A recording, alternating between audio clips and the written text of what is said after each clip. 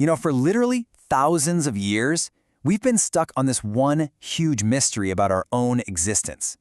It's a question that sits right at the intersection of ancient spirituality and cutting-edge neuroscience. Seriously, think about that for a second. When you see a gorgeous sunset, or you hear a song that just hits you right in the feels, is it really your eyes and ears having that experience? Or is there something else going on, something kind of behind the scenes? Who is the actual audience for the movie of your life? Turns out, you're not the first one to ask this question, not by a long shot. More than 2,000 years ago, this ancient Indian text, the Brahma Sūtras, dove right into this exact puzzle. And the debate it kicked off is one we are still having today, with answers that could literally change how you see everything. So, let's get into it. What was this big debate all about? Well, it really boiled down to one thing. How do our senses actually work? And the philosophers back then were split into two camps with totally different ideas about it. Okay, so here's the breakdown. On one side, you had people arguing that our senses, our eyes, our ears, are basically just self-powered tools. They just work. Simple enough, right? But the other side had a much more, let's say, mystical take. They said, no way. Our senses are actually inert, kind of like a wooden cart.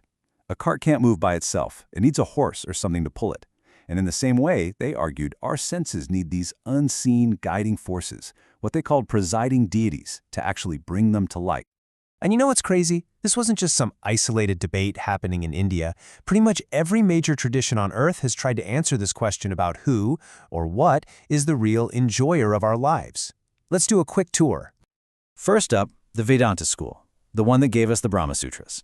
They came up with a pretty clear answer.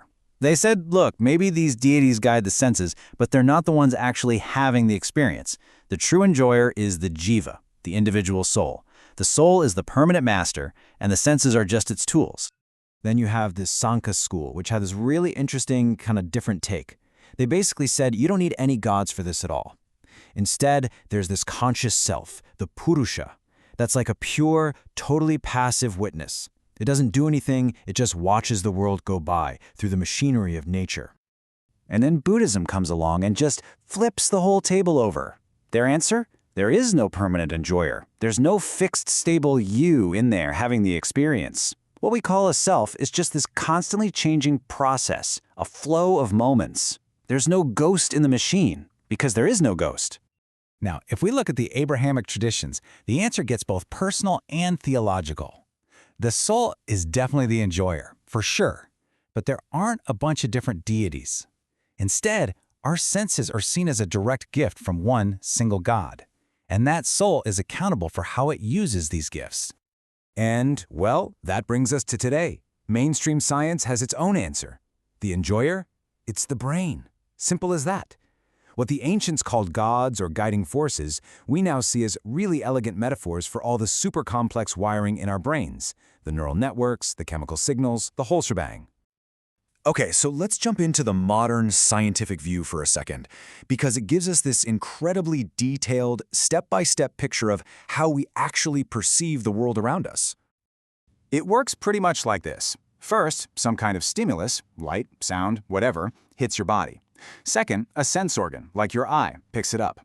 Third, your nerves go to work, turning that stimulus into a bunch of electrical signals. And finally, your brain takes all that raw data and weaves it together into the seamless experience we call reality. It's clean, it's logical, but there's a huge piece missing. And this is the absolute key. We can trace every electrical signal. We can map every neural pathway. But where, in all of that physical stuff, is the feeling of seeing the color red, or the feeling of sadness when you hear a certain melody? This is what everyone calls the hard problem of consciousness. Science can tell you how every single part of a piano works, but it can't explain the music itself. So, what if there's a way to actually bridge that gap? A framework that could unite that ancient spiritual search with what we know from modern science? Well, this is where a really cool new idea comes in, one that suggests reality itself is fundamentally two-sided. This whole framework is built on a really simple but profound idea. Just think of reality like a coin. It's got two sides, right? They're totally different, but you can't ever pull them apart.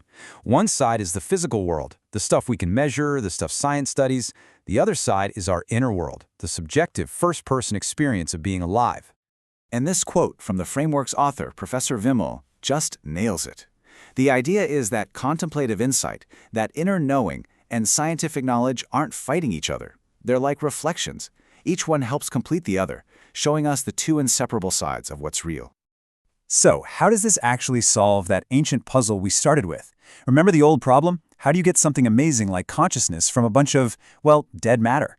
The dual aspect view says, wait a minute, the premise is wrong. Our sense organs aren't inert. They, like everything else, have two sides, a physical side we can see and dissect, and a hidden, subjective side, a kind of proto-consciousness that's already there, providing the raw material for experience. What's so cool about this is that it lets us build a kind of unified map.